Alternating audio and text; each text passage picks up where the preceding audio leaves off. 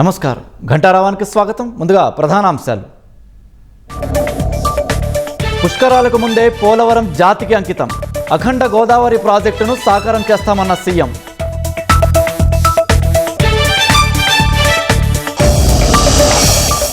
సిక్కోలులో గొర్రెల కాపరి మృతి కేసులో కీలక పరిణామం. కాశీబుగ్గ పిఎస్లో సీదిరి కుమారుడు ఆరవ్ లొంగుబాటు.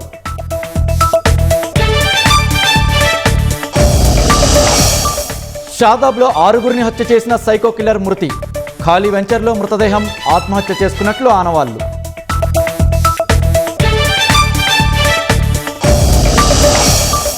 అయోధ్య రామాలయం సీఈఓ నియామకానికి కసరత్తు.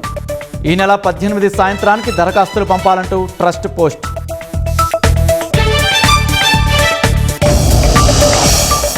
యుఎస్తో ఒప్పందం కోసం భారత్ వేచి చూడడం లేదన్న పీయూష్.